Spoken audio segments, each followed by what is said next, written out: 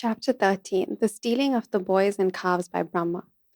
Sukadev Goswami was very much encouraged when Maharaj Parikshit asked him why the cowherd boys did not discuss the death of Agasura until after 1 year had passed. He explained thus: My dear king, you are making the subject matter of the transcendental pastimes of Krishna fresher by your inquisitiveness. It is said that it is the nature of a devotee to constantly apply his mind, energy, words, ears, etc., in hearing and chanting about Krishna. This is called Krishna consciousness. And for one who is wrapped in hearing and chanting about Krishna, the subject matter never becomes hackneyed or old. That is the significance of transcendental subject matter in contrast to material subject matter. Material subject matter becomes stale, and one cannot hear a certain subject for a long time. He wants change. But as far as transcendental subject matter is concerned, it is called Nitya Nava Navayamana. This means that one can go on chanting and hearing about the Lord and never feel tired, but remained fresh and eager to hear more and more. It is the duty of the spiritual master to disclose all confidential subject matter to the inquisitive and sincere disciple. Thus, Sukadev Goswami began to explain why the killing of Aghasura was not discussed until 1 year had passed. Sukadev Goswami told the king, "Now hear of the secret with attention. After saving his friends from the mouth of Aghasura and killing the demon, Lord Krishna brought his friends to the bank of the Yamuna and addressed them as follows.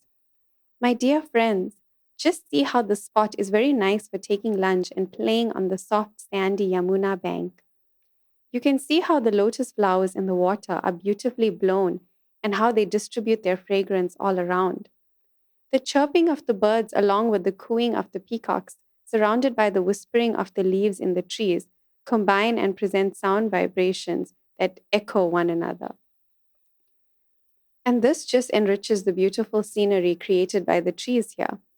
Let us have our lunch in this spot because it is already late and we are feeling hungry. Let the calves remain near us and let them drink water from the Yamuna. While we engage in our lunch taking, the calves may engage in eating the soft grasses that are in the spot." On hearing this proposal from Krishna, all the boys became very glad and said, "Certainly, let us all sit down here to take our lunch." They then let loose the calves to eat the soft grass. Sitting down on the ground and keeping Krishna in the center, they began to open their lunch boxes brought from home. Lord Sri Krishna was seated in the center of the circle, and all the boys kept their faces towards him. They ate and constantly enjoyed seeing the Lord face to face. Krishna appeared to be the whole of a lotus flower, and the boys surrounding him appeared to be its different petals. The boys collected flowers, leaves of flowers, and the bark of trees and placed their lunch on them, as well as in their boxes, and thus they began to eat their lunch, keeping company with Krishna. While taking lunch, each boy began to manifest different kinds of relations with Krishna, and they enjoyed each other's company with joking words. While Lord Krishna was thus enjoying lunch with his friends, his flute was pushed within the belt of his cloth on his right side, and his bugle and cane were pushed in on the left-hand side of his cloth. In his left palm, he was holding a lump of food prepared with yogurt, butter, rice, and pieces of fruit salad, which could be seen through his petal-like finger joints. The Supreme Personality of Godhead, who accepts the results of all great sacrifices, was laughing and joking, enjoying lunch with his friends in Vrindavan. And thus the scene was being observed by the demigods from heaven. As for the boys, they were simply enjoying transcendental bliss in the company of the Supreme Personality of Godhead. At that time, the calves that were pasturing nearby entered into the deep forest, allured by new grasses, and gradually went out of sight. When the boys saw that the calves were not nearby, they became afraid for their safety, and they immediately cried out, "Krishna! Krishna is the killer of fear personified. Everyone is afraid of fear personified, but fear personified is afraid of Krishna." By crying out the word Krishna, the boys at once transcended the fearful situation. Out of his great affection, Krishna did not want his friends to give up their pleasing lunch engagement and go searching for the calves. He therefore said, "My dear friends, you need not interrupt your lunch. Go on enjoying. I am going personally to find the calves." Thus, Lord Krishna, still carrying the lump of yogurt and rice preparation in his left hand, immediately started to search out the calves in the caves and bushes. He searched in the mountain holes and in the forests, but nowhere could he find them. At the time when Aghasura was killed and the demigods were looking on the incident with great surprise, Brahma, who was born of the lotus flower growing out of the navel of Vishnu, also came to see. He was surprised how a little boy like Krishna could act so wonderfully. Although he was informed that the little cowherd boy was the Supreme Personality of Godhead, he wanted to see more of the Lord's glorious pastimes, and thus he stole all the calves and cowherd boys and took them to a different place. Lord Krishna, therefore, in spite of searching for the calves, could not find them, and he even lost his boyfriends on the bank of the Yamuna, where they had been taking their lunch. In the form of a cowherd boy, Lord Krishna was very little in comparison to Brahma, but because he is the supreme personality of Godhead, he could immediately understand that all the calves and boys had been stolen by Brahma. Krishna thought, Brahma has taken away all the boys and calves. How can I alone return to Vrindavan? The mothers will be aggrieved.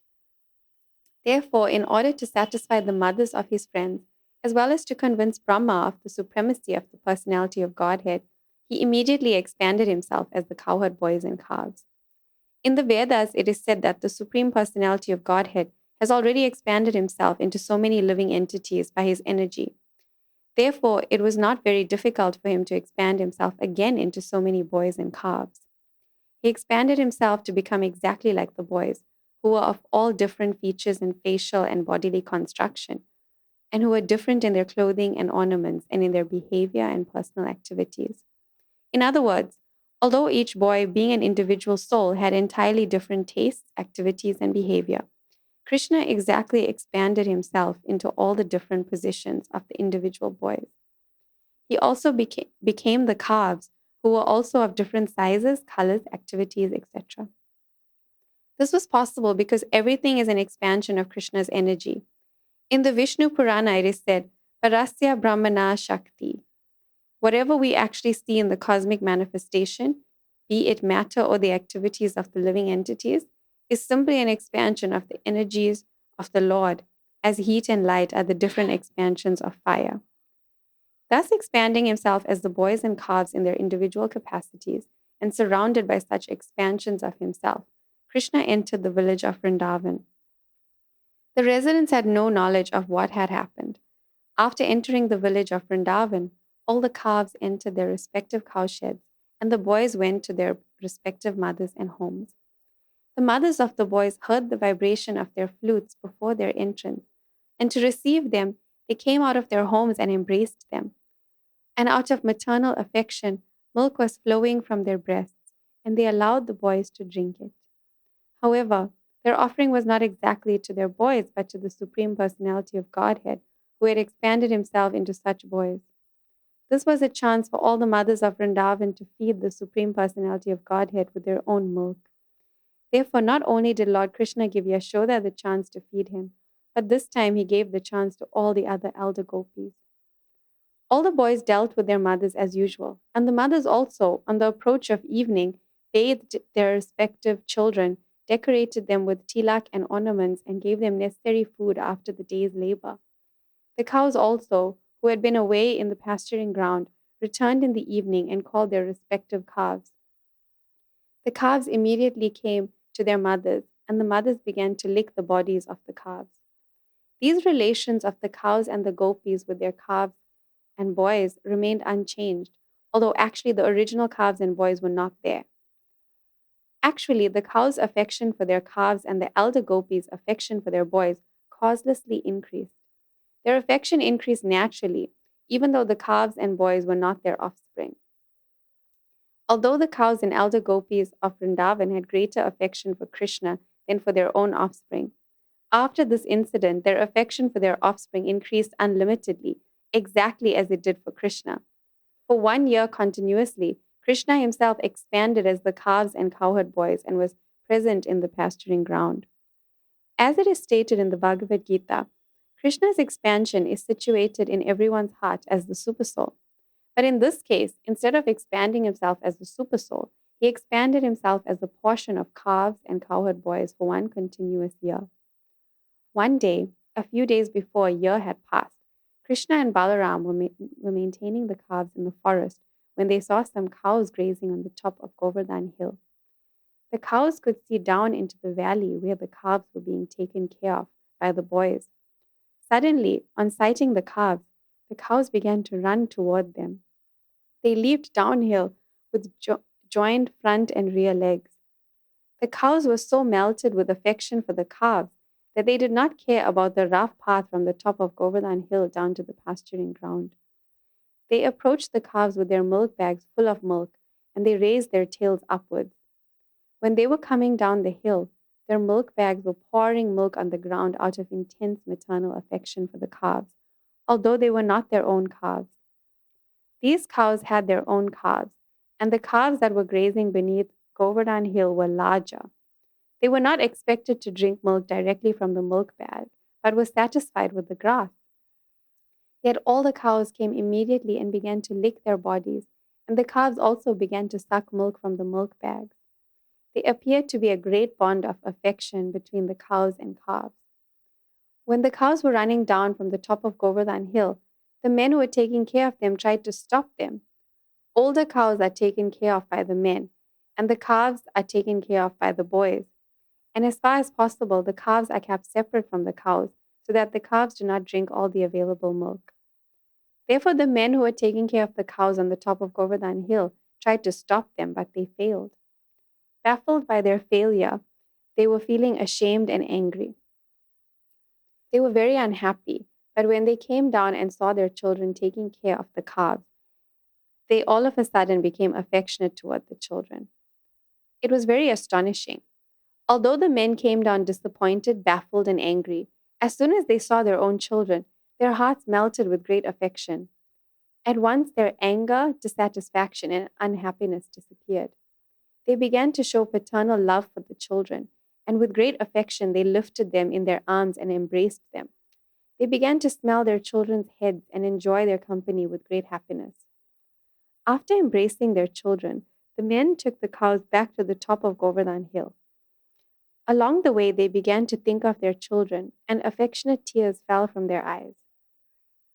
When Balaram saw this extraordinary exchange of affection between the cows and the calves, and between the fathers and their children, when neither the calves nor the children needed so much care, he began to wonder why this extraordinary thing had happened.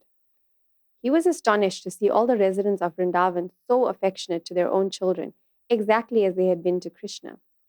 Similarly, the cows had grown affectionate to the calves, as much as to Krishna. Balaram therefore concluded that the extraordinary show of affection was something mystical, either performed by the demigods or by some powerful man. Otherwise, how could this wonderful change take place? He concluded that this mystical change must have been caused by Krishna, whom Balaram considered his worshipable personality of Godhead. He thought, it was arranged by Krishna, and even I could not check its mystic power. Thus Balaram understood that all those boys and calves were only expansions of Krishna. Balaram inquired from Krishna about the actual situation. He said, my dear Krishna, in the beginning I thought that all these calves and cowherd boys were either great sages and saintly persons or demigods, but at present it appears that they are actually your expansions. They are all you. You yourself are playing as the calves and boys. What is the mystery of the situation? Where have those other calves and boys gone? And why are you expanding yourself as the calves and boys? Will you kindly tell me what is the cause? At the request of Balaram, Krishna briefly explained the whole situation, how the calves and boys had been stolen by Brahma, and how Krishna was concealing the incident by expanding himself so people would not know that the original calves and boys were missing. While Krishna and Balaram were talking, Brahma returned after a moment's interval, according to the duration of his life. We have information of Lord Brahma's duration of life from the Bhagavad Gita. 1,000 times the duration of the 4 ages, or 1,000 times 4,320,000 years, constitute Brahma's 12 hours. Similarly, 1 moment of Brahma's time is equal to 1 year of our solar calculation. After 1 moment of Brahma's calculation, Brahma came back to see the fun caused by his stealing the boys and calves. But he was also afraid that he was playing with fire. Krishna was his master, and he had played mischief for fun by taking away his calves and boys. He was really anxious, so he did not stay away very long. He came back after a moment, by his calculation. He saw that all the boys and calves were playing with Krishna in the same way as when he had come upon them, although he was confident that he had taken them and made them lie down asleep under the spell of his mystic power. Brahma began to think, all the boys and calves were taken away by me, and I know they are still sleeping. How is it that a similar batch of boys and calves is playing with Krishna? Is it that they are not influenced by my mystic power? Have they been playing continually for 1 year with Krishna?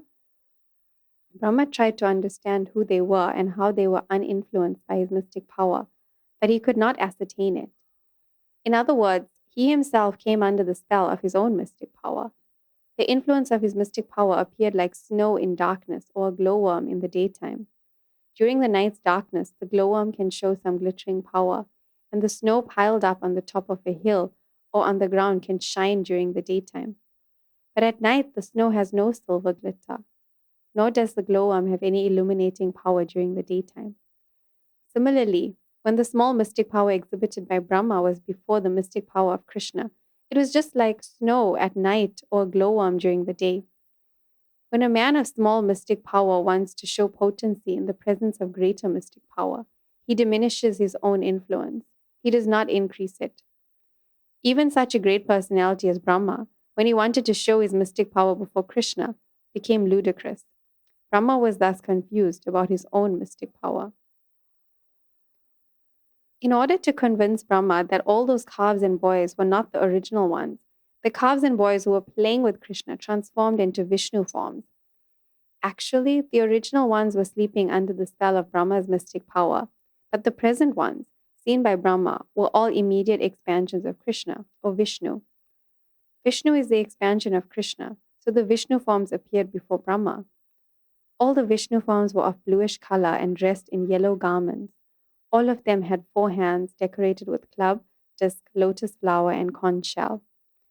On their heads were glittering golden helmets inlaid with jewels. They were bedecked with pearls and earrings and garlanded with beautiful flowers. On their chests was the mark of Srivatsa.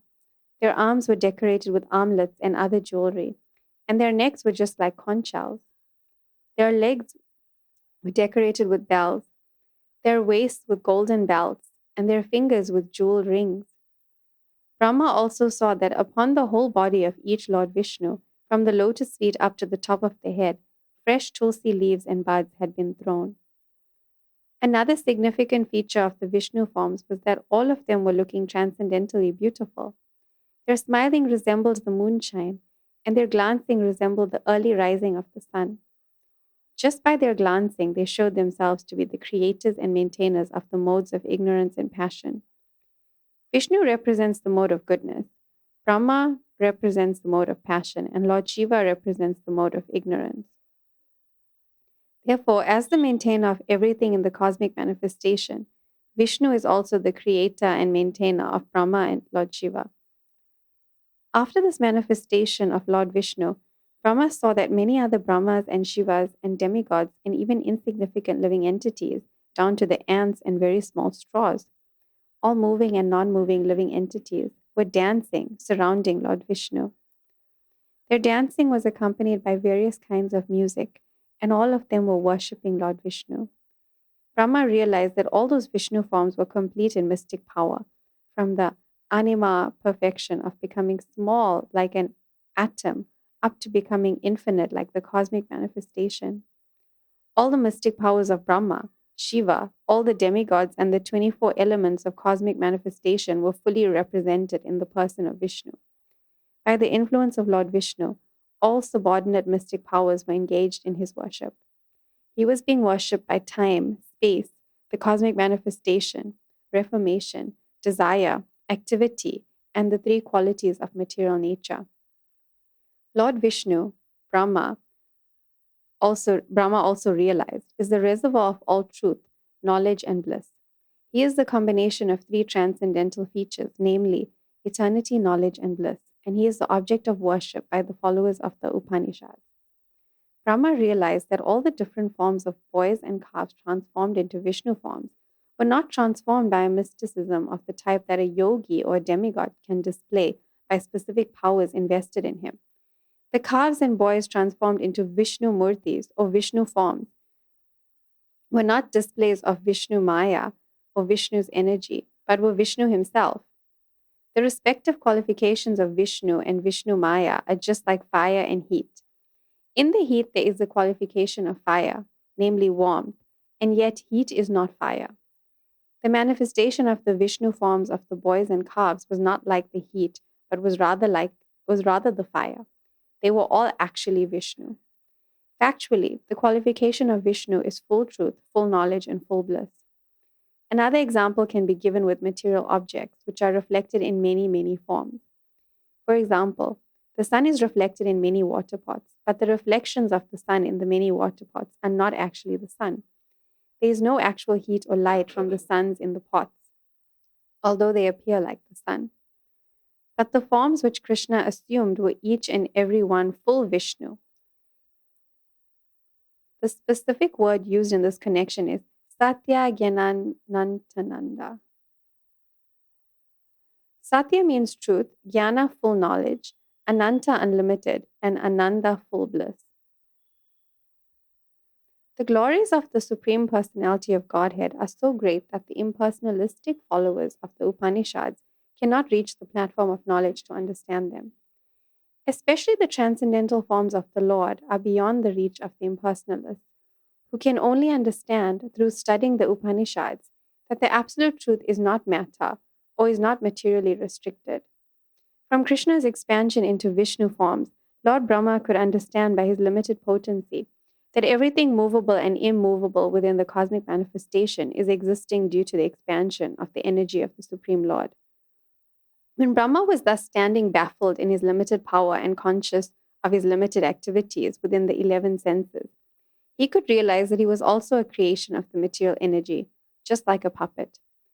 As a puppet has no independent power to dance, but dances according to the direction of the puppet master, so the demigods and living entities are all subordinate to the Supreme Personality of Godhead.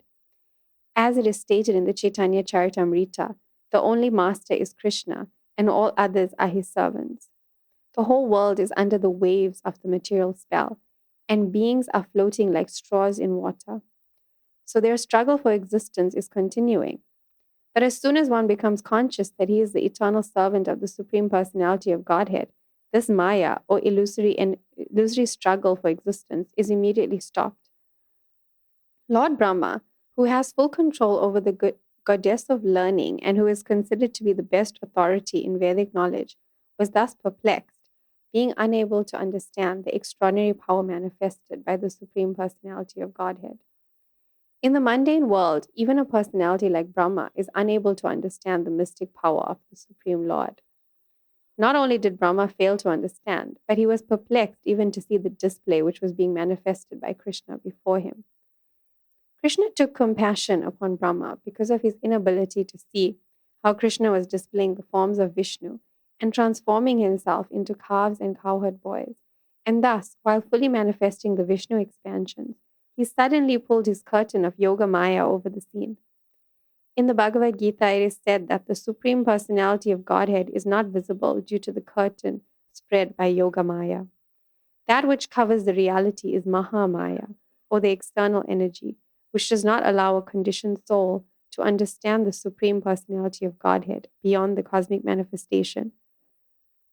But the energy which partially manifests the Supreme Personality of Godhead and partially does not allow one to see is called Yoga Maya.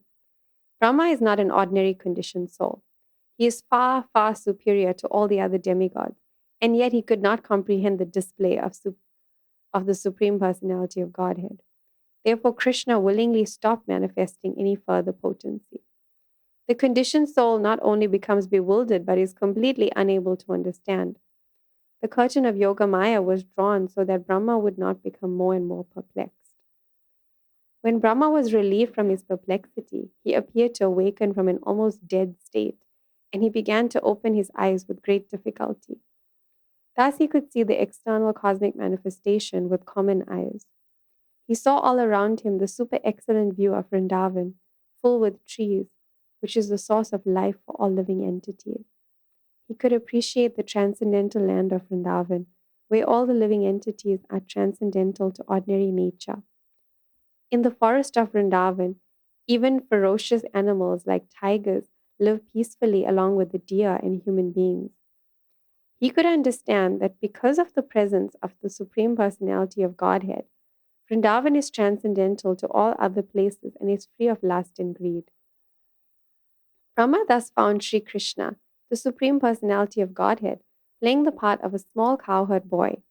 He saw that little child with a lump of food in his left hand, searching out his friends and calves, just as he had actually been doing 1 year before, after their disappearance.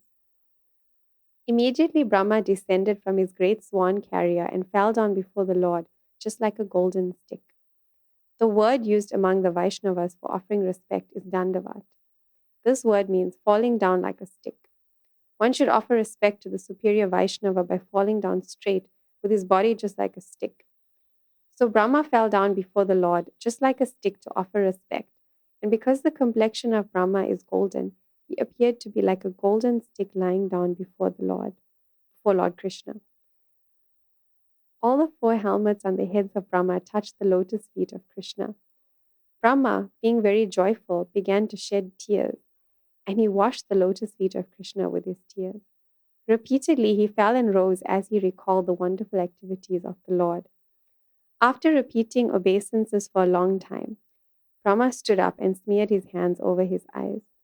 Seeing the Lord before him, he trembling, began to offer prayers with great respect, humility, and attention. Thus ends the Bhaktivedanta purport of the 13th chapter of Krishna, the stealing of the boys and calves by Brahma.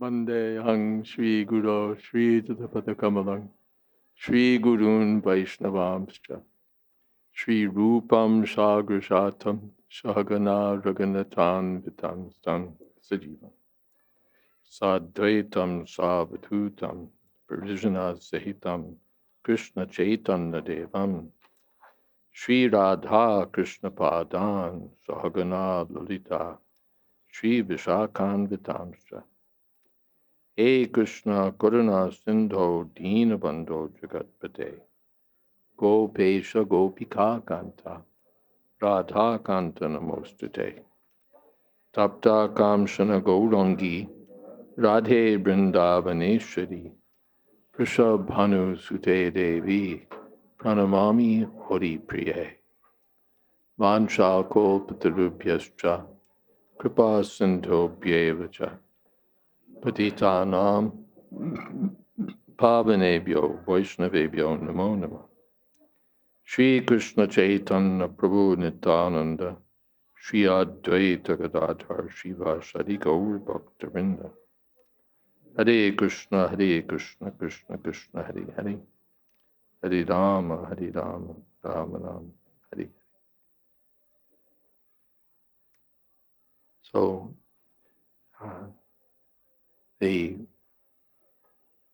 Aghasur was killed, but for a year the topic wasn't discussed in Vrindavan. So Parikshit Maharaj was keen to know about that. What was the reason? And Sukadev Goswami said, "This is nice, so nice that you're making these topics fresher by your questions, by your eagerness to know more."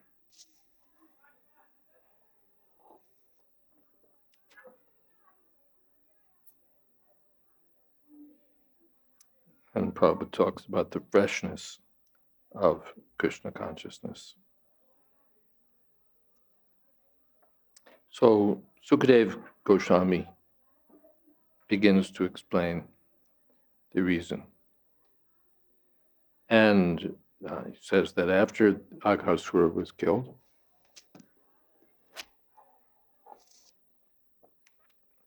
Krishna brought his friends to the bank of the Jamuna, where he proposed that they have lunch. And he describes the beauty of the place and said, let the calves stay nearby and drink water from the Jamuna and eat the soft grass, and we'll have our lunch.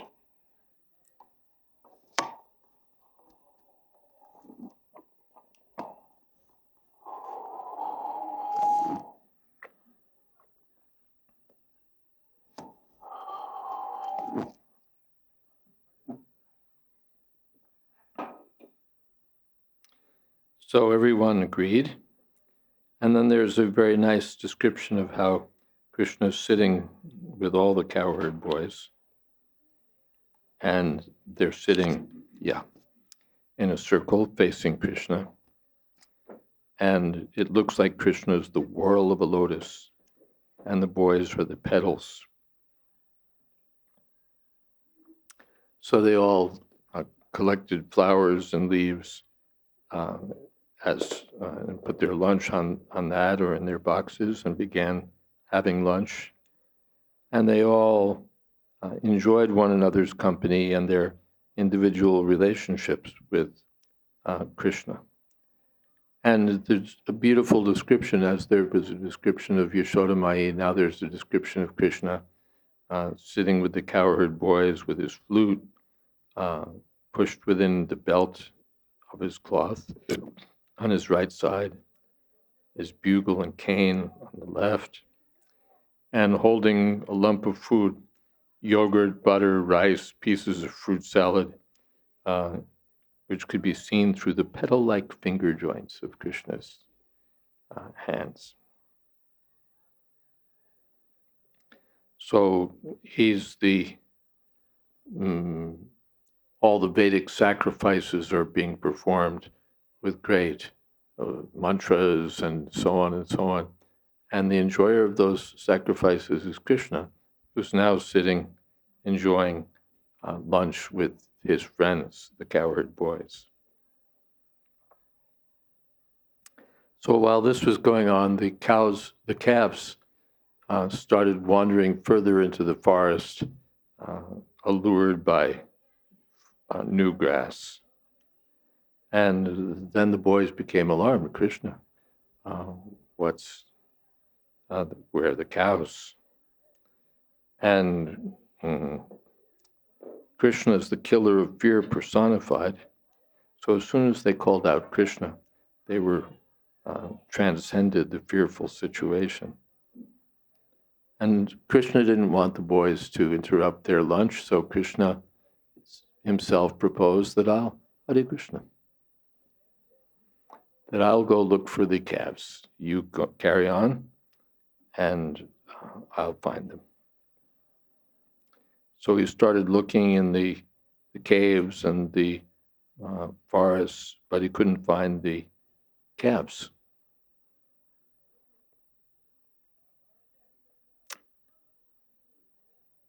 Then we backtrack a little bit. When Aghasura was being killed and the demigods were looking on with surprise, then Brahma came to see.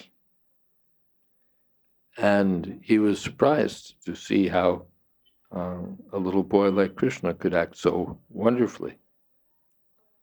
And he was informed that Krishna was the Supreme Personality of Godhead, but he wanted to see the Lord's glorious pastimes. And so he stole all the calves and cowherd boys and took them to a different place. Sometimes Prabhupada said that he was doubting, how could this little boy be the personality of Godhead? So let's see.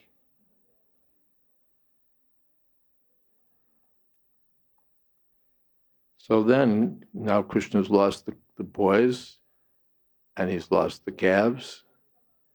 He couldn't find the calves, couldn't find the boys either. He's lost everyone. And he could understand what it was that Brahma's taken all the boys and calves. And he thought, how can I go back to Vrindavan alone? All the mothers will be aggrieved. What to do?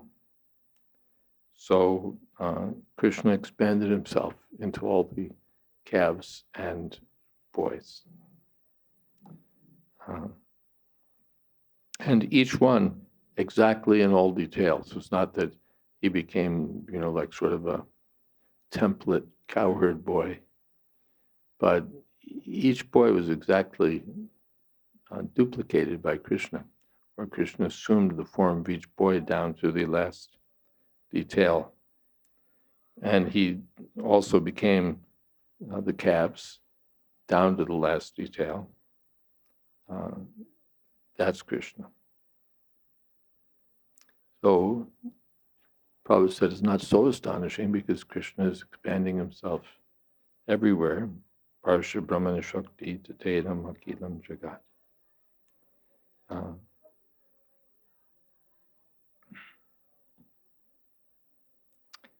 And now, so Krishna expands himself and enters into the village again with all the boys and all the calves. And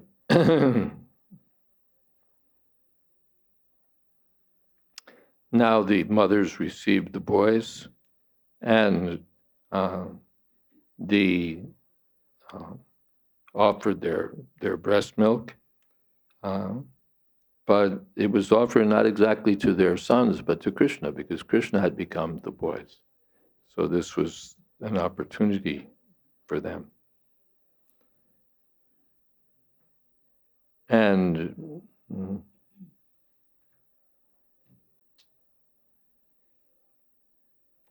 so the cows were dealing with the calves as usual, and the mothers with the boys. But actually their affection increased. Previously, the gopis had thought they had so much affection for their sons, but they had more affection for Krishna. Krishna is the soul of every soul, so they had more affection for Krishna. But now their affection for their own sons grew equally. So they were as affectionate to the boys as to Krishna. And the cows became so affectionate to the calves because they were all Krishna. So this was going on for a whole year. Krishna was expanding himself as the calves and boys. And then there was an incident described that Krishna, the cowherd men were grazing the calves on the top of Govardhan Hill, and from above the cows could see the calves that were being taken care of by the boys. And so suddenly the cows just broke loose and bounded down the hill and began feeding the calves and licking their bodies and behaving with them so affectionately. Even though these weren't actually their calves,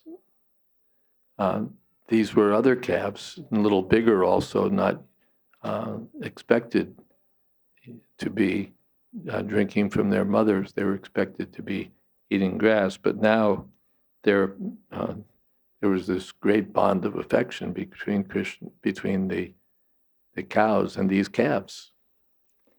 And the cowherd men were disappointed because part of their job is to keep the calves and the cows separate so that the calves don't drink all the milk. But that's what happened. The cows just broke loose. The men were helpless. And there are the calves drinking all the milk. So they felt ashamed and disappointed and unhappy. But then, because their children were there, they became overwhelmed with affection for their children. But these, and then they forgot all their shame and disappointment and frustration. Because these children weren't actually their children. They were all Krishna. So Balaram saw this, and something's going on. This is not normal. So maybe some demigod is doing something, maybe some demon is, okay, it's Krishna, he's up to something. So he approached Krishna and asked, I thought these calves and boys were either great sages or demigods, but now it appears they're all you. Balaram figured it all out, it seems that they're all you. And you yourself are playing as the boys. So what's going on? So then Krishna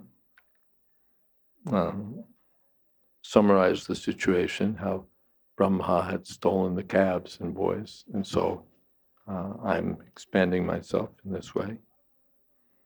And then Brahma returned. After one moment, he was doubtful.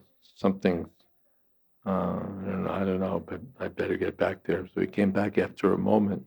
But that was, by calculation on earth, it was a year.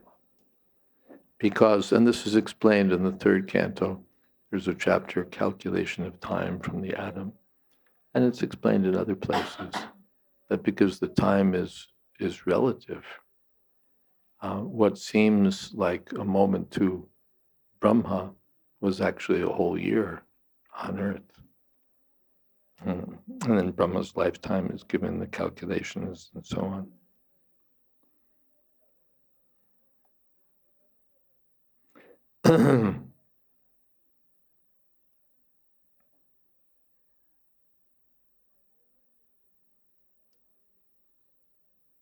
So Brahma now is thinking,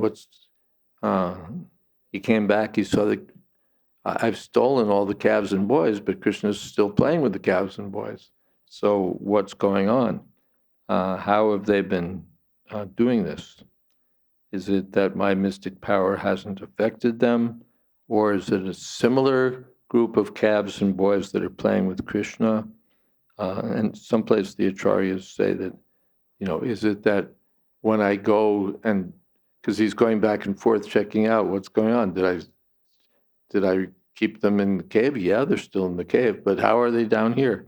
Well, maybe when I go to the cave, they're not there, and something happens, and when I go to the cave, they appear to be there, but then when I go to Krishna, they appear to be there. Maybe they're moving. It wasn't, he was bewildered. And it's said that his mystic power was trivialized as like the sun, the glowworms glow during the night, or the snow in darkness. Snow doesn't glitter in the dark, and glowworms don't glitter in the daytime. So maybe my mystic powers become like that. And Prabhupada says when a small person wants to show his mystic power before a big, powerful mystic, this is what happens, confusion.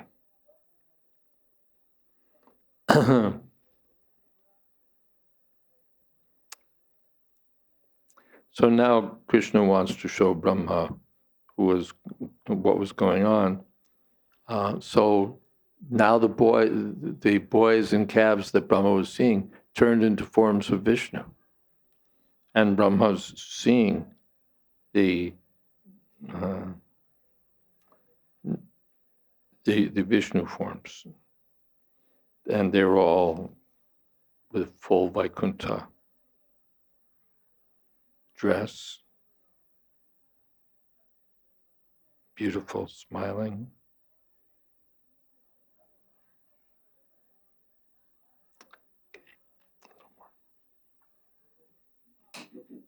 And they're all dancing around Krishna.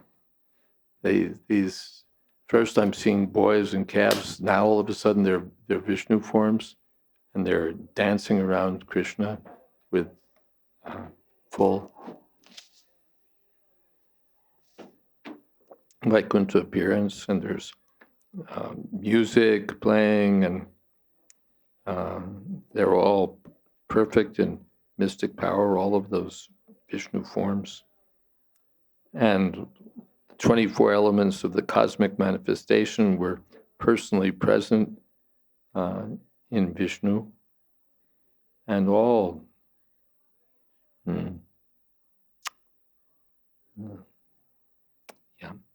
he was being all the subordinate powers were worshiping him. Time, space, desire, activity, everything personified worshipping Krishna. And Prabhupada makes the important distinction that these forms were not energy of Krishna. They were Krishna. Krishna has two kinds of forms, Swamsa and Vibhanamsha. The Vibhanamsha are the living entities, the expansions of Krishna's energy. And Swamsa are the Lord's own personal forms. The Vibhanamsha are the power of the Lord, and Swamsa is the powerful Lord himself. So the boys and calves were not energy of Vishnu, energy of Krishna. They were Krishna.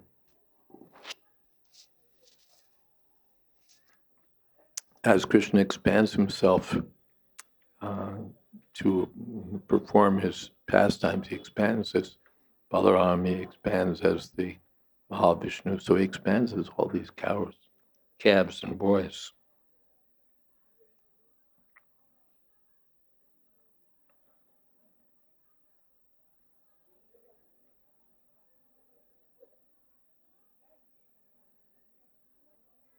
So Brahma realized that he was, that his mystic power had been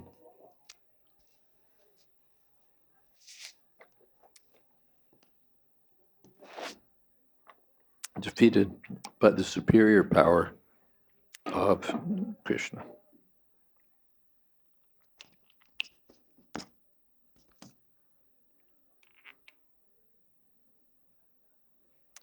He realized that he too is a servant of Krishna.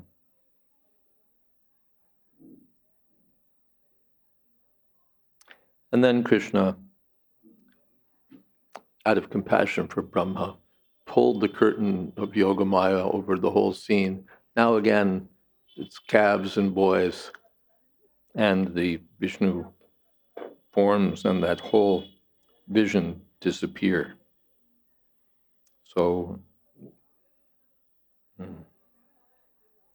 that Brahma would not become more and more perplexed.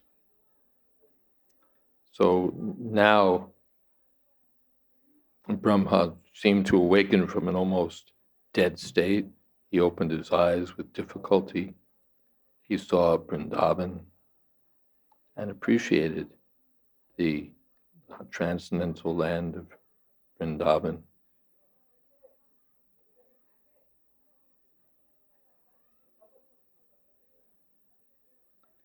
And he found Krishna again playing the part of a small boy with a lump of food in his hand, yogurt and butter and rice and fruits.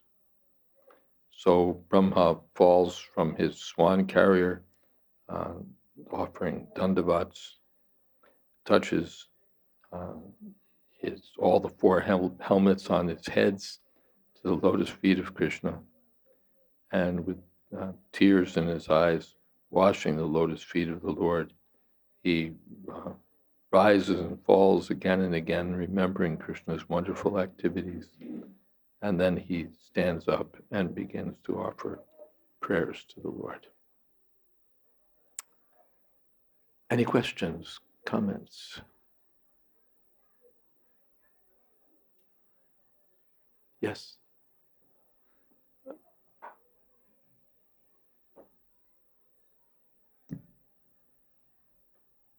Hare Krishna. Hare Krishna. On the one hand, it doesn't seem, due to our limited experience, it doesn't seem feasible that one person can be the center of everything. Why not? Because we seem to be social beings, and we seem to need community in order to be satisfied. There's community. On the other hand, it seems like there's community. What's the problem? Krishna's in the center, and there's community. Some of the descriptions are like this example of the lotus flower and the petals. It's described that the cowherd boys are thinking, "Oh, Krishna is only seeing me, and I'm only." And in the rasa dance, it's described like that as well. Krishna is only dancing with me. It's also described that when Krishna goes to the forest, Mother Yashoda, Nanda Baba, and other residents are stunned in separation, waiting for his return. So I guess there's a lot of emphasis on Krishna as the center, but not so much on the social aspect of Vrindavan. Mhm. It's there. Of course, does it mention here that the boys couldn't see one another? I don't think that's mentioned here. Not in this, not in No. this section. So they're all gathered around Krishna, but they're each thinking Krishna's looking at me. You know, special. I have something special going on with Krishna. But the other boys are there, and the whole description is that they're interacting with one another. We heard in the previous chapter that one boy was stealing another. You know, this is social interactions. One boy is stealing another boy's lunch bag and then tossing it to another boy, and they're playing games and they're imitating cows and imitating monkeys and so on. So there's a lot of social interaction. Krishna has become, as they say, one of the boys. He's become, that's the sweetness of Vrindavan. In Vaikuntha, Narayan is the center of attraction, and everything's very formal. But here, Krishna is the center of attraction, but there are all these wonderful sports and games and wonderful activities. So this is real social life. This is real social life. When Krishna kills Kaliya, not kills Kaliya, subdues Kaliya, then everybody's concerned about Yashoda Mai, that they're trying to prevent her from committing suicide in the Jamuna. So it's not that everybody's just sort of, what's the word, placed somewhere in Vrindavan just to deal with Krishna, but they don't see anybody else. That's kind of the third-class neophyte mentality of this material world for the beginners in devotional service. They're only concerned about themselves and Krishna. But the second-class devotees see themselves, Krishna, the other devotees. And the first-class devotees see that everyone's engaged in the service of Krishna. So the relationships are there. It's not lonely that, there's no social life. Heaven is lonely. You know, the what is it? Traditional picture of heaven that we get in some religions. It seems really, what should we say? Well, lonely and dull. You know, you're somewhere in the clouds playing harp all day. It's like, where's the life? Therefore, it seems like there's, at least in hell, there's activity. Anyway, we won't. But the picture that we get from Bhagavatam is that everything's there in the spiritual world. It's not just a sort of a bright, effulgent place with God on a throne and everybody else either doing nothing or just singing hymns, or else alternatively living in a sort of eternal suburbia with nice little cottages and all their family members and their dog, woof, woof, and the whole material dream now somehow extended into eternity. It's not that either. But they're all transcendental, wonderful activities in relationship to Krishna. Is that okay? Yes, Maharaj. I was also thinking that it also makes the most sense, because if there's a supremely perfect person, then naturally everyone wants the connection with that person. Yeah. Just we see sometimes in a social gathering that there's, if there's one beautiful girl, then all the men are sort of like She's the center of attraction for all of them. Among friends, very often there's a leader, someone who's the other boys look up to. And what do you think we should do, Jerry? Well, why don't we do this? Yeah, let's do that. So there's a leader. But among boys, among girls, the same thing. So it's there, but here the leader is Krishna. In the material world, some imperfect person. And everybody grows up and the whole thing's over and it's just memories and so on. But in the spiritual world, eternally, these wonderful social activities are going on in relation to Krishna. Yes. Hare Krishna Maharaj. It is fair to assume that when at the beginning of Krishna Lila, when the prayers of the demigods were, towards Krishna when he was born, we assume that Lord Brahma was there amongst the demigods. Now, we also know that Lord Brahma previously recited the Brahma Samhita, so he actually was talking about the supremacy of Lord Krishna and the spiritual world, etc., etc. Now, was there a need for him to test his own power at this point? Because, we see that we have the origin of creation and the secondary creator face to face, basically. So now, was this a case that Lord Brahma was completely enchanted by seeing all these coward boys and Krishna, and he wanted to play with them? It was more of a case of like a playful attempt to show them, okay, let's see who is the creators among us, rather than a case of like envy toward Krishna and say, I'm the creator, not him. Well, what we hear is that he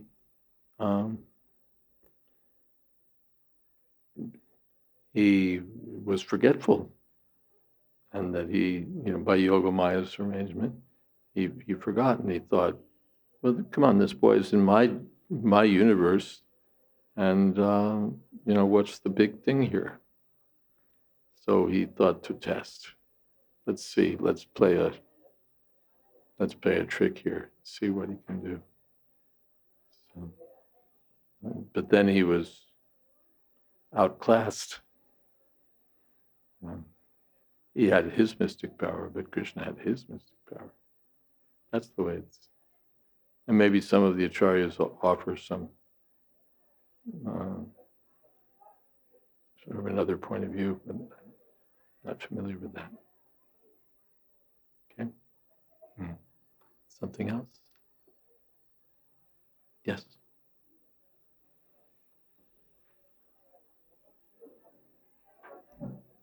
Hare Krishna Maharaj. The first thing is just an observation that the service attitude is so strong, and in the spiritual world, Krishna serves the devotees instead of them going to look for the cows. And yes, you eat your lunch, I'll go. Yeah, and, sweet. Yeah. The second thing is a question. So Balaram, he notices that this is going on. Why is it after a year? Is it that he's been away for a year? And then this is described by the acharyas, not that he was away for a year, but on the day that Brahma stole the calves and boys, it was his birthday.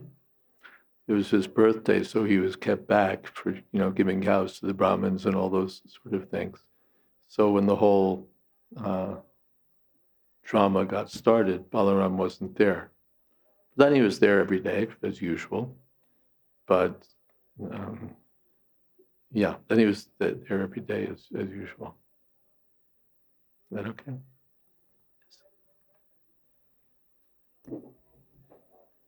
Hare Krishna Maharaj.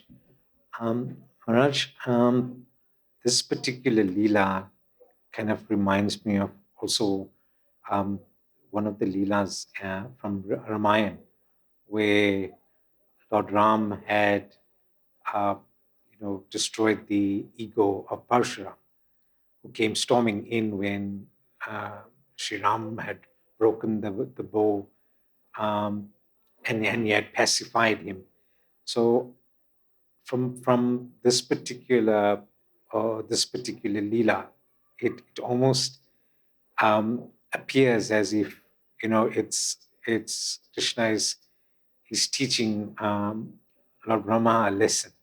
Definitely. And he's also lack of a better word, putting him in his place. Yes, absolutely. And it's the confusing thing about it is that, and I think you've already answered it from your earlier question, is that because of Brahma's forgetfulness. Yes. And that's been the reason, because being the entity that sprouted from the lotus flower of the navel of Vishnu, it would be unimaginable to think that why would you not have, if you were the first person that the Vedas were spoken to, how would you not know the authority of Krishna? So I think you've already answered the question, but I think the essence of this particular lila is that Brahma just had forgotten his place. Yes. It happens with Brahma, it happens with Indra, Muhyanti, it happens with Varuna, Muhyanti Surya. Even the demigods become bewildered by Krishna. Yes. Thank you.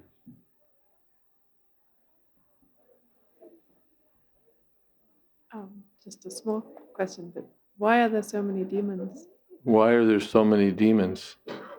Because if there were only one or two, there wouldn't be so much to talk about. Yes. Krishna brings these pastimes to earth, Prabhupada says in one place, just to create a subject matter for hearing.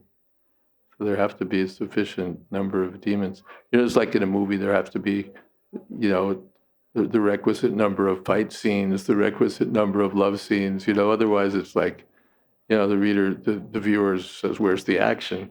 There has to be a chase. In every movie, there has to be a car chase, and they have to, a few cars have to go up in flames and all of that. So otherwise, just that you go from A to Z and nothing happens. There has to be obstacles. That's drama. If you write drama, you quickly learn there have to be obstacles for the hero to overcome. That's what creates the dramatic progress, and the stimulates the feelings of the audience. So Krishna is performing these adventures, these leelas on earth to attract the conditioned souls. So he wants to make sure they get their money's worth, as they say, that there's a good show. And he enjoys it. That's the other thing. It's for us. It's for him also. Prabhupada said, like a king may retain a professional wrestler just to fight with him. It's his own employee, but he employs him because the king wants to enjoy fighting, and not with some weakling, but with a real wrestler.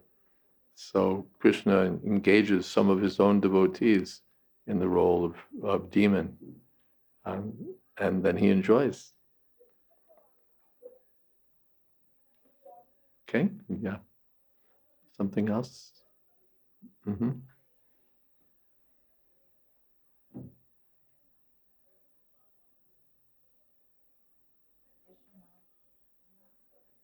Switch. Hare Krishna Maharaj, what is the difference between Vaikuntha and Vrindavan? Vaikuntha and Vrindavan. Vaikuntha is the formal kingdom of God, and Vrindavan is the informal kingdom of God. In Vrindavan, in Vaikuntha, everything is awe and reverence. The Lord takes the role of the supreme ruler, supreme king. That's Vaikuntha. Everything's opulence, grandeur. In Vrindavan, Krishna takes the role of a cowherd boy. So there's extra sweetness in Vrindavan because all of the protocols are dispensed with, and there's just love. Yes. Hare Krishna Maharaj. So I'm not sure if you have anything to say about this, but I was listening to a seminar by Bhakti Chaitanya Swami, and he does this thing about the Seminar by Bhakti Chaitanya Swami, Mhm. and he does this seminar on the demons of Vrindavan and the anarthas they represent. Mhm. So Putana represents the false guru, and Agasura represents envy. And Brahma, Vimoha, and Leela, I mean, it's not like a demon, but it's there stated that it represents the cultivation of fruitive activities and speculative knowledge. of The cultivation of fruitive activities fruitive and activities and speculative knowledge, and also like the mentality of disrespecting the Lord's Madhurya feature in favor of his Aishwarya feature. But I don't really see how from the past time. Well, the last one is pretty easy to Yeah. see. He's expecting that the Supreme Personality of Godhead should be the Supreme Personality of Godhead, and instead he's a coward boy. What's going on here? So that's that we can see. Then The speculation and cultivation speculation of fruitive and activities. cultivation of knowledge. Well, of course, Fruitive activities. yeah. Cultivation of knowledge, we can see Brahma can't figure it out. He can't first of all, he by his calculation, he sees that Krishna is one of my subjects, essentially. And then when Krishna breaks out his full powers, then Brahma is bewildered. So his speculative capability is, as described here, like snow during the night and fireflies during the day. Fruitive activities, I don't see that one either. That one, we'd have to ask Bhakti Chaitanya Maharaj about.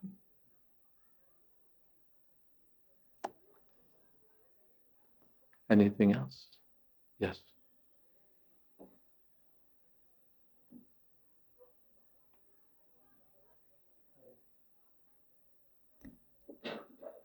Hare Krishna Maharaj. Maharaj, I'll just read 2 lines from this. So, he suddenly pulled his curtain of Yog Maya over the scene. In the Bhagavad Gita, it is said that the Supreme Personality of Godhead is not visible due to the curtain spread by Yog Maya. That which covers the reality is Mahamaya, or the external energy, which does not allow a conditioned soul to understand the Supreme Personality of Godhead beyond the cosmic manifestation.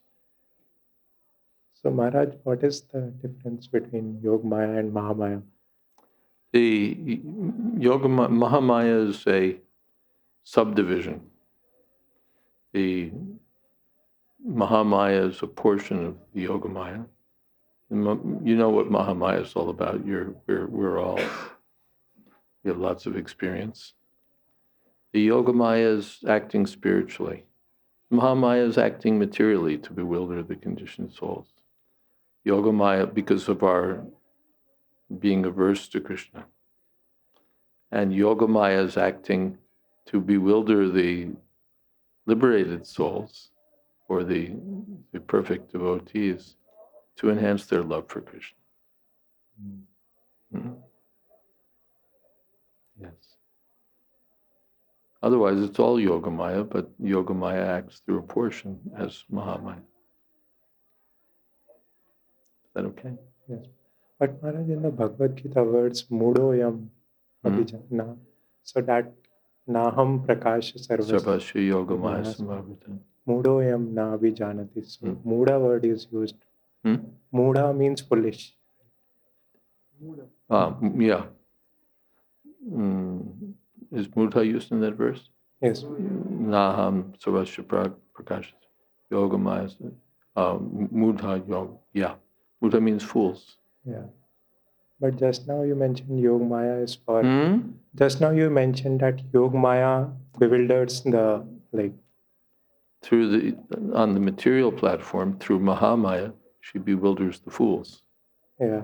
And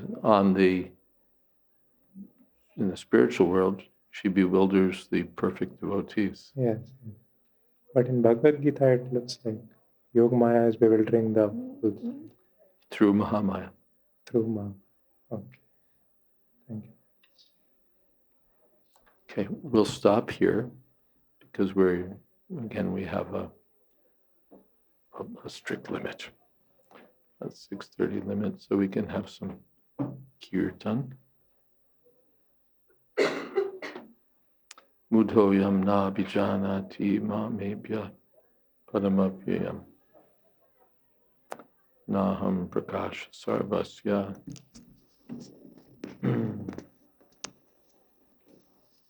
Yogamaya.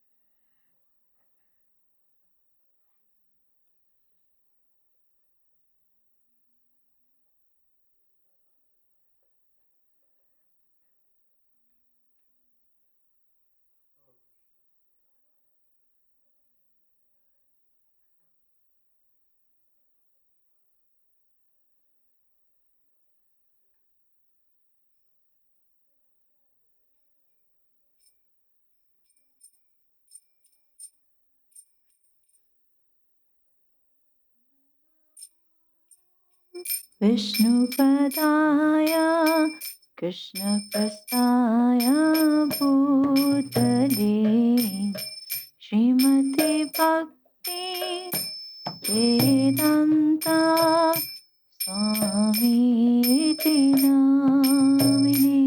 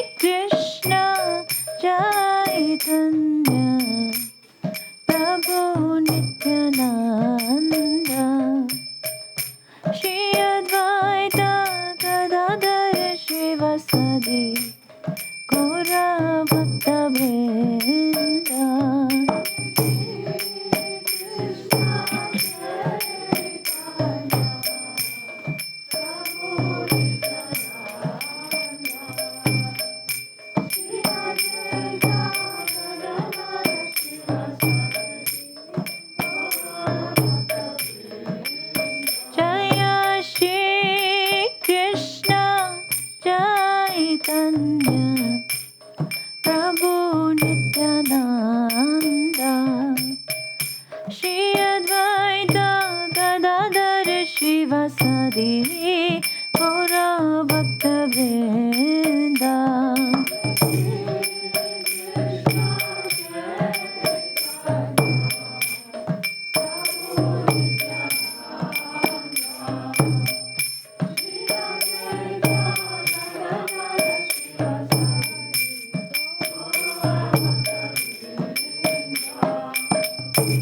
Hare Krishna, Hare Krishna, Krishna Krishna, Hare Hare, Hare Rama, Hare Rama, Rama Rama, Hare Hare.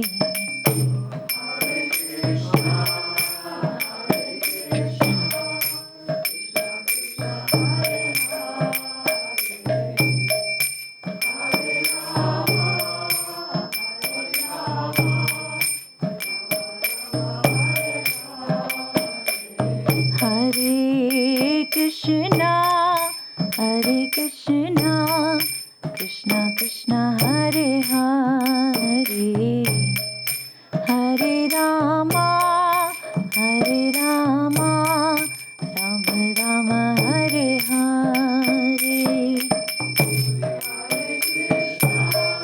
Hare Krishna.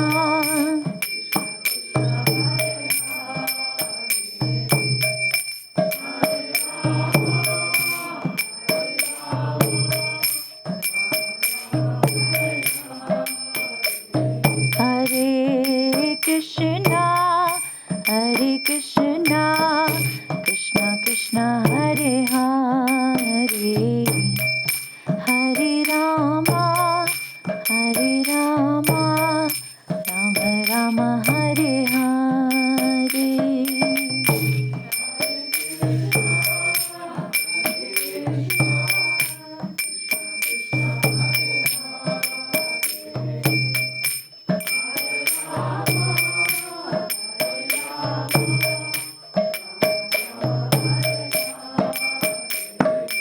Hare Krishna, Hare Krishna, Krishna Krishna, Hare Hare, Hare Rama, Hare Rama, Rama Rama, Hare Hare.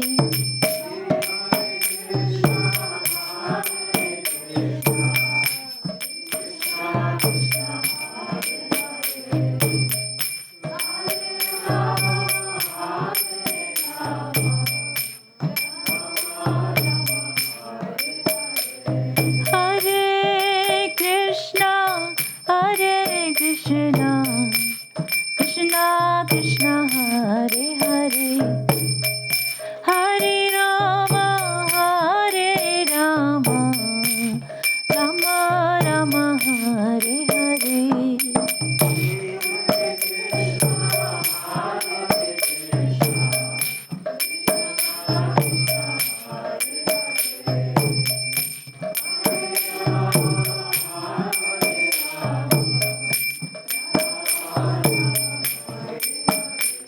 Hare Krishna, Hare Krishna, Krishna Krishna, Hare Hare, Hare Rama, Hare Rama, Rama Rama, Hare Hare.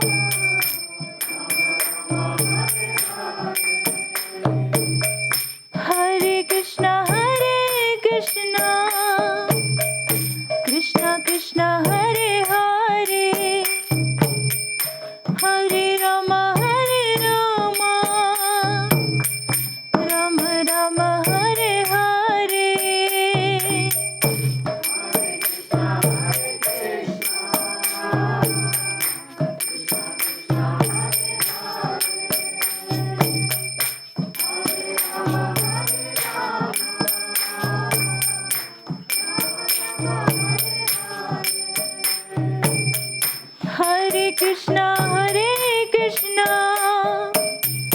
Krishna Krishna, Hare Hare, Hare Rama, Rama Rama, Hare Hare.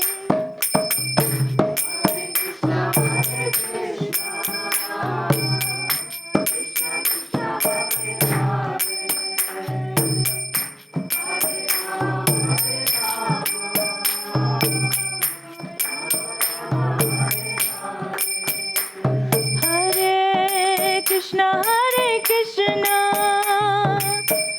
Krishna Krishna, Hare Hare, Hare Rama, Rama Rama, Hare Hare.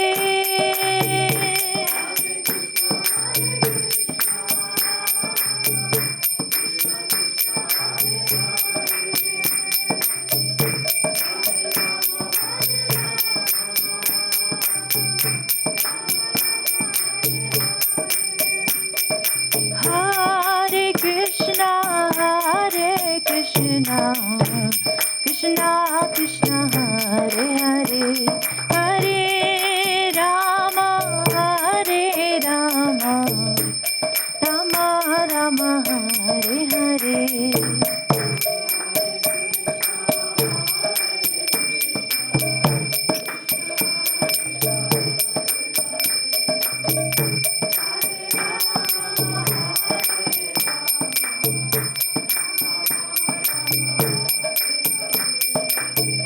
Hare Krishna, Krishna Krishna, Hare Hare, Hare Rama, Rama Rama, Hare Hare.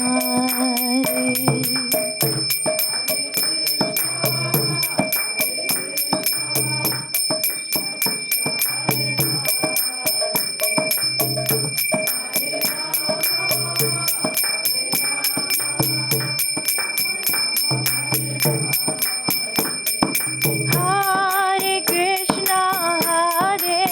Krishna, Krishna Krishna, Hare Hare,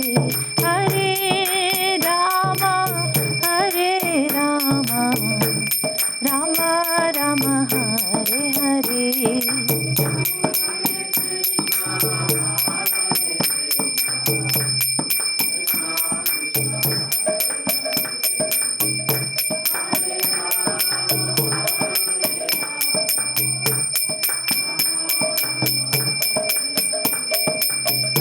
Hare Krishna, Krishna Krishna, Hare Hare, Hare Rama, Rama Rama, Hare Hare.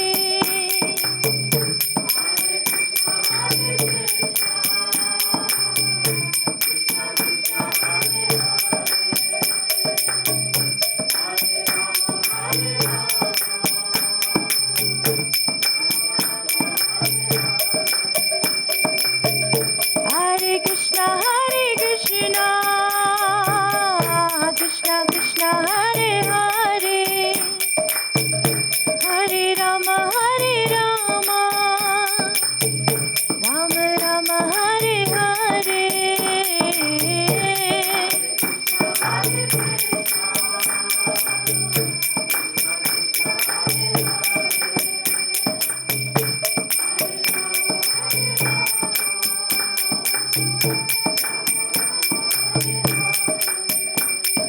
Hare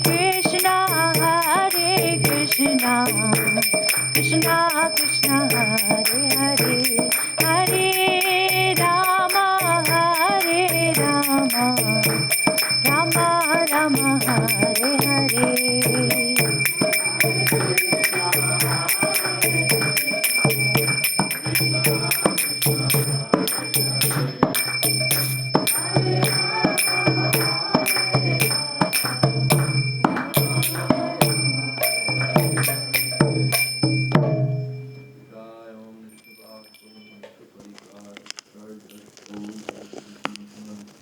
A.C. Bhakti Vedanta Swami Maharaj Prabhupada Ki Jai, Ananta Koti Vaishnava Vrinda Ki Jai, Namacharya Sri Haridas Thakur Ki Jai, Prem Se Kaho Shri Krishna Chaitanya, Prabhu Nityananda Shri Advaita Gadadhar, Srivasadi Gaur Bhakti Vrinda Ki Jai, Sri Sri Radha Krishna Gopinath, Sham Kun Radha Kun Giri Govardhan Ki Jai, Vrindavan Dham Ki Jai, Navadip Dham Ki Jai, Jagannath Puri Ki Jai, Gangamai Ki Jai, Ramanamai Ki Jai, Tulsi Devi Ki Jai, Bhakti Devi Ki Jai, Samaveta Bhakta Vrinda Ki Jai. All glories to the assembled devotees. All glories to the assembled devotees. All glories to the assembled devotees. Gaur Premanande.